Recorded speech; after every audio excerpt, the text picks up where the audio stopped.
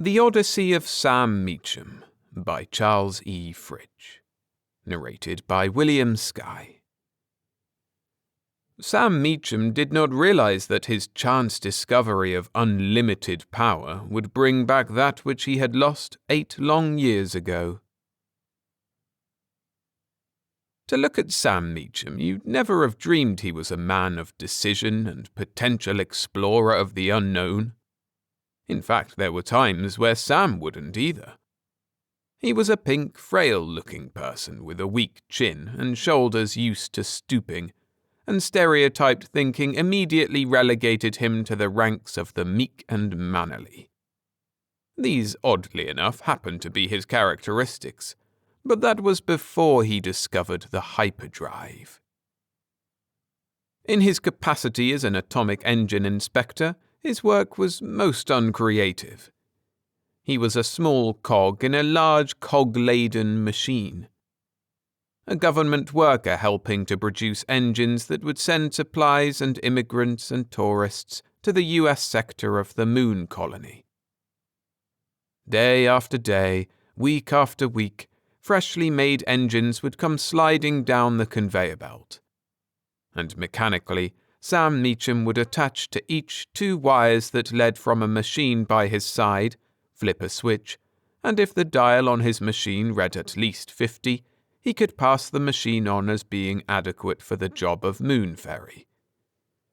He'd been attaching those 2 wires in place and watching 50s for 5 years, and it looked as though he'd be doing it for 55 more. Then, one day, a defectively wired machine came sliding along, and dutifully Sam hooked it up and flipped the switch. Automatically, his eyes glanced disinterestedly at the dial showing comparative thrust. His eyes bugged. The needle had passed 50, had gone to the 100 mark, never before reached, struck the metal projection, bent, and was whirling in a rapid circle. Sam quickly cut off the motor, then he glanced furtively about to see if anyone had noticed. The room was a flurry of men busy at routine tasks, and none of them seemed particularly interested in anything that was going on at his table.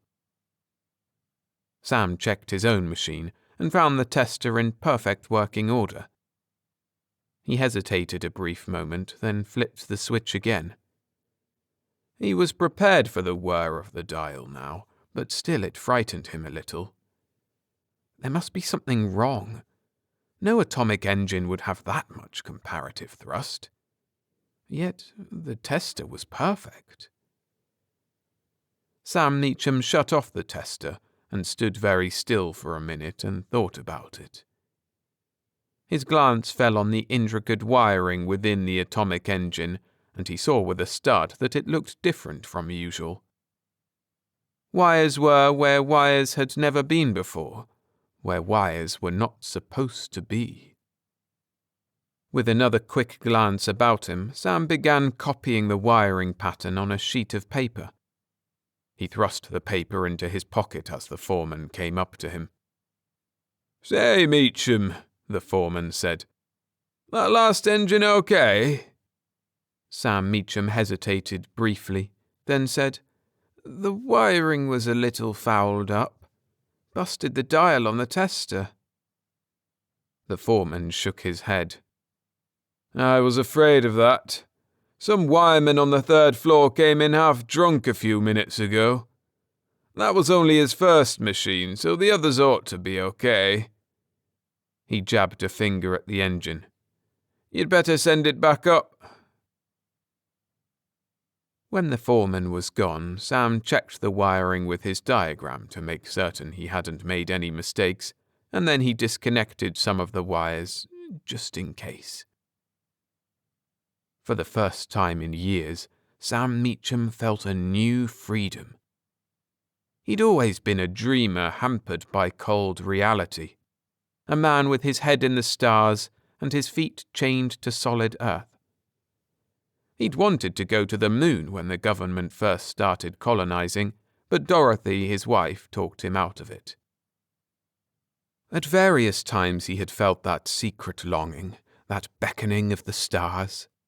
But each time he had shelved the desire and turned to attaching his 2 wires of the tester to their proper terminals on each atomic engine, and then when his shift was up, he turned homeward to face an existence equally uninspiring. The moment he had seen that needle pass into the hundreds, Sam Meecham knew what he was going to do. He had planned it years ago, when he first stood alone in the night and gazed upward at the glittering diamonds that lay beyond reach. Even then he had known what he would do if ever the opportunity presented himself.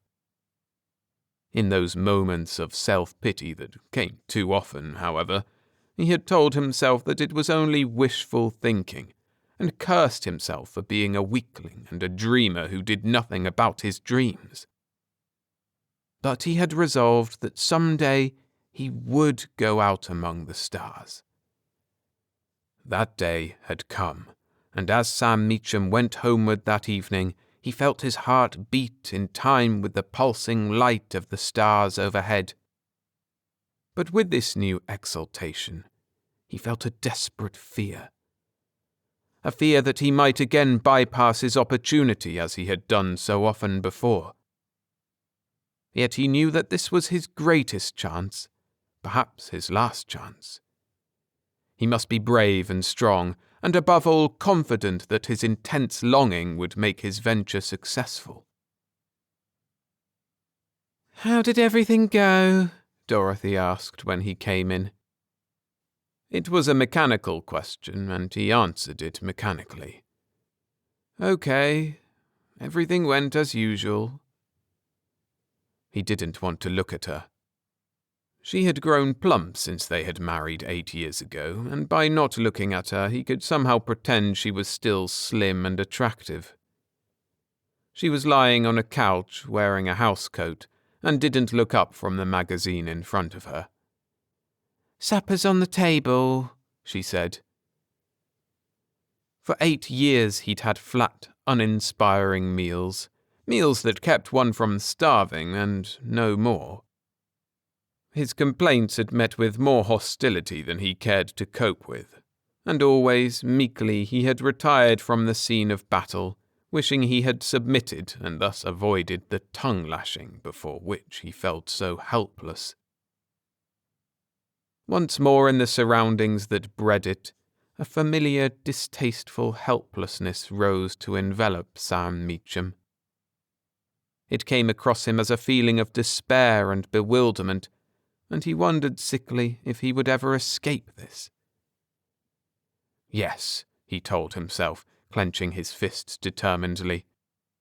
But he would have to bide his time. Slowly, not really tasting it, he ate the cold, uninviting meal set on the table. Securing the engine was the least of his worries, at least from a commercial standpoint. The factory was turning out atomic engines at almost production line rates, and civilians could easily get them for private use, so long as they operated them at low speeds and within the atmosphere of Earth. That last thought drew a long, secret laugh from Sam Meecham. At low speeds. The government considered anything above a 50 CT as high speed. And here he was with a secret that could enable him to travel at who knows what speeds. He could give it to the government later, but right now he had his own use for it.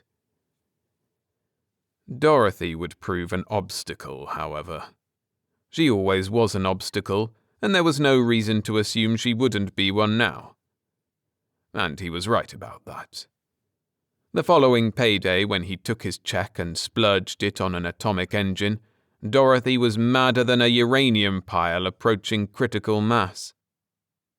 "Here I scrimp and save on that measly paycheck you bring home," she wailed, "and you go out and buy luxuries we don't need if we could afford them. Look at this dress. It's old. All my clothes are old. And you know why? You want to know why?" Sam Meecham already knew why. It was because as a manager of his financial affairs, Dorothy was a flop. Often he had wanted to tell her so, but the more times he attempted to open his mouth, the louder she had wailed. It was a lot easier just to let her explode and then fizzle out. Even now he had the desire to shout at her to see what would happen. But her shrieks made him grow sullen and unsure of himself. Perhaps he had wasted the money. After all, the engine they had in their outdated model rocket was good for a few years more. But for a long trip through space, it would never do. The explosion was over, and she was merely sizzling. She had folded her arms resolutely, determined that he should cancel the order for the engine immediately. Sam Meecham felt a wave of helplessness surge over him. He felt lost and bewildered. Perhaps she was right. Maybe it was foolish. Here he was, Sam Meecham, 35, whose mediocre living was made attaching 2 wires to 2 terminals day after day, week after week. A man who suddenly saw a pointer go unexpectedly beyond the 50 mark, and who immediately began having delusions of grandeur. He was a dreamer, but dreams and reality were 2 different things, and sometimes he confused them. He shook his head, feeling like a fool. "Well?" Dorothy's face was before him, determined, demanding. Sam said, "All right, I'll take it back." She smiled condescendingly, like a mother does when a child admits a wrongdoing. Conditioned responses, Sam thought bitterly. That was the whole trouble. This cravenness, this kowtowing before any idiot with a louder voice, certainly wasn't in his genes. The trouble was in his conditioning, started when he was an adolescent. Give somebody an inch and they'll take 2. Pretty soon they're walking all over you, and you've become so used to it you don't complain. He thought of his job, of the eternal fitting of 2 wires in place. He was a cog and nothing more, a cog that could be replaced as swiftly, as efficiently, as any part of an assembly line atomic engine could be replaced. He looked up into the blank, smiling, self-satisfied face of his wife. He thought of the stars beckoning overhead. The stars. "No," he said suddenly, decisively. The word fell like a sledgehammer blow in the stillness of the room. Dorothy's vacuous smile faded, uncomprehending. "What?" "No," Sam said, trying to keep his voice even. "I've changed my mind. I'm keeping the engine whether you like it or not." Dorothy's mouth hung open in surprise, and before she could recover enough to launch a fresh tirade, Sam Meecham had walked out, slamming the door behind him. He paused in the cool evening and gazed upward. The government had gone only to the moon. Sam Meecham was going to the stars. The next day he was given the silent treatment. It had begun the night before when he returned from his walk. Dorothy was in bed, awake and sniffling over the cruelty inflicted upon her by an unthoughtful husband, and when he came in she turned her back and wouldn't speak. Sam didn't mind that. In fact, it was a welcome relief. But all night long she sniffled into her pillow, trying to win him over. Sam felt an odd mixture of sympathy and anger. "Oh, shut up," he said finally, and stuck his head under the pillow. In the morning, the treatment continued, but it was not totally silent, for Dorothy's air of hostility was now accompanied by low, sometimes indistinct mumblings. Suddenly Sam said, "This coffee's cold." "If you don't like it," Dorothy said and thrust her face near his, "make some yourself."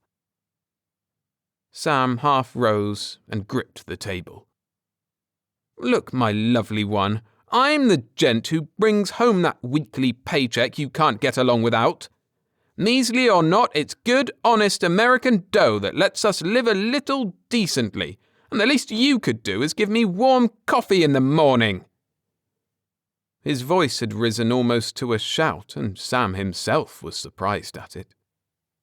Dorothy's eyebrows crept into a bewildered frown, and like one in a trance, she moved to turn on the heat beneath the coffee pot. Sam's heart was beating swiftly as he sat down. Conditioned responses, he thought a little wildly.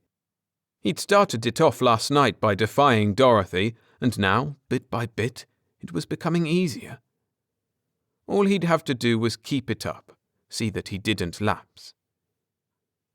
He sipped the coffee slowly, as if tasting his recent triumph in the black liquid.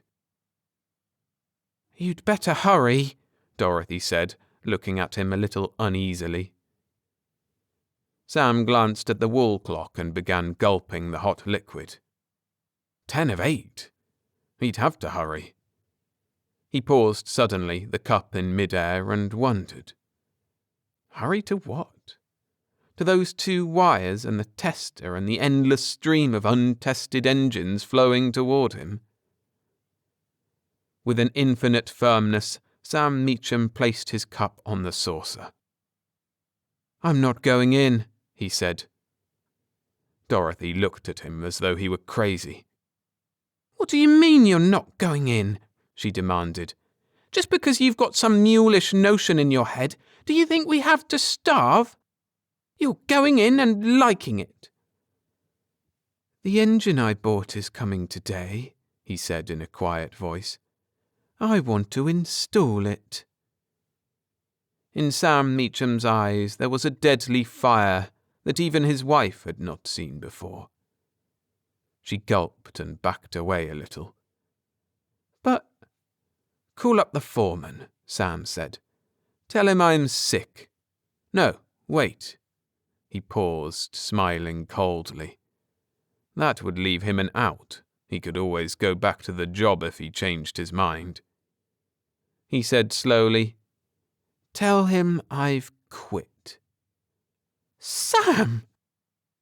"Tell him I've quit," Sam insisted. That was the thing. Burn your bridges behind you so you can't turn back, so the only road is ahead. Sam Meecham was going to the stars, and he would never return. The atomic engine came that afternoon, neat and shiny and sleek, with all the wires in their proper places, checked and double-checked by a sober human cog in the prison from which Sam Meecham had just escaped. Sam busied himself in the hangar, lifting out the old engine and replacing it with the new one. Carefully he settled it into its housing and bolted it down. Then he rearranged the wires into the pattern outlined on the sheet of paper. Dorothy brought him coffee. That surprised him, but he accepted it gratefully. Can I help you, Sam?" she offered. He looked at her, perhaps a little disappointed that her face was serious. He said, "Sure you're not just trying to be nosy?" A sharp pain darted into her eyes, and she turned away. "Wait," he said. He called himself a fool. It was another of her tricks, and he was falling for it. He put a restraining hand on her arm and remembered another time 8 years ago when the touch would have sent electric thrills coursing through him. Oddly, he felt a small remnant of the pleasure stir within him. "All right," he said gruffly. "All right, you can help." So he was a fool. He'd been a fool before, and chances were he'd be one again more often than he'd care to admit. In a short while, hours perhaps, he'd be gone, and he'd never see Dorothy again. Somehow the thought was not as comforting as he had expected, and he tried to work off a lingering doubt that rose to plague him. They worked through the afternoon, testing any weak parts the rocket might have, bracing the struts, checking for leaks. Sam found 2 spacesuits in the locker. He'd better leave one, he thought. They were expensive, and Dorothy might need one sometime. With him gone, she couldn't afford to throw money around. Yet he might need it more than she ever would. For a minute he stood undecided, and then he put them both in the locker. Dorothy came into the room and smiled wearily at him. "It'll go any place now," she told him proudly. In her eyes, Sam saw an indefinable something. Something he might have seen 8 years ago, but mixed with it was a sadness he had not known she could possess. Guiltily, he turned his gaze away. We'd better go in and eat," he said, looking at his watch without seeing it.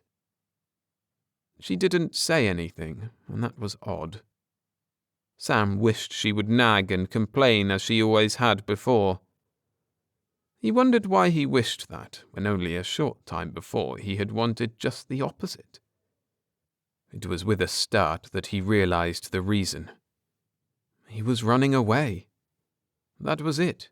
He was running away, and he wanted to be deathly certain that he had good cause to run.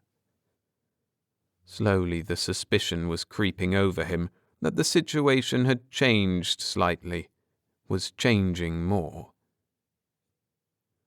He would leave tonight, he told himself, before he weakened enough to shelve his plans for another comfortable rut.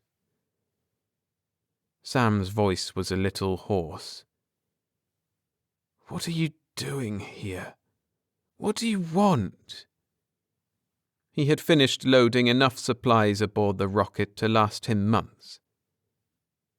Dorothy came toward him from the darkness. "It's no use," he said. "You can't talk me out of it this time." But she only smiled sadly and said, "I know that, Sam. I came to say goodbye." "Goodbye?" "You're leaving, aren't you?" "Yes." He looked at the ground, studying the darkness. "I'm sorry, Sam," she said. "We started out wrong. Maybe if we tried again—" But Sam said quickly, "No. I'm sorry too, but people don't change." The remark startled him. He had used it occasionally to rationalize his position, had been convinced of its undeniable truth. Yet suddenly he realized that he himself was its living denial. People could change, just as he had changed, just as Dorothy could change.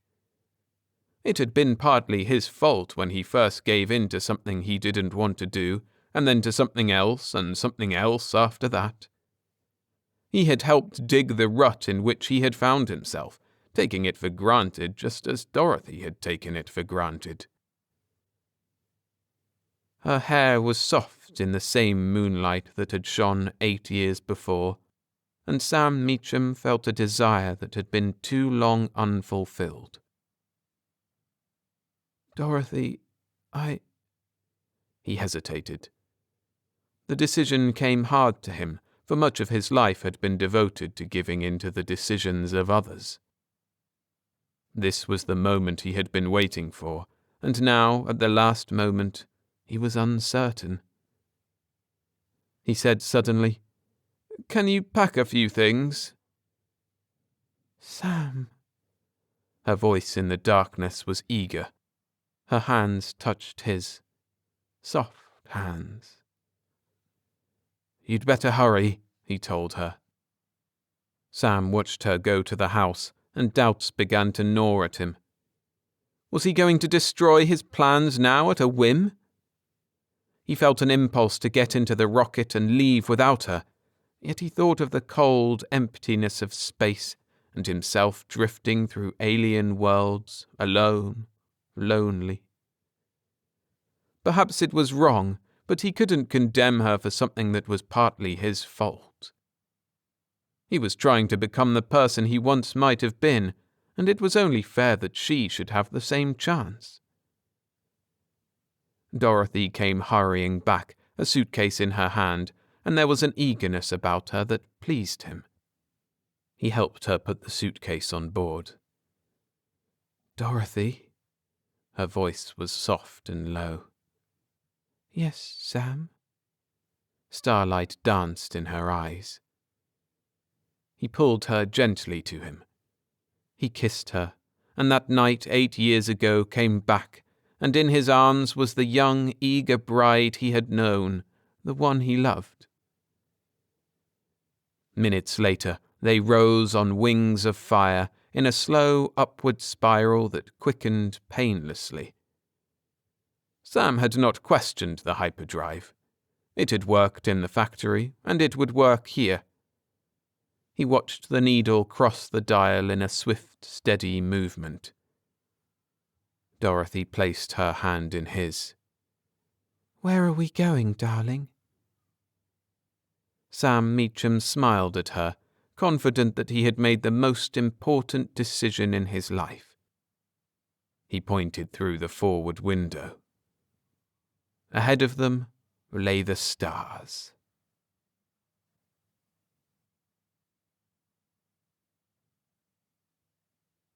Thanks for listening.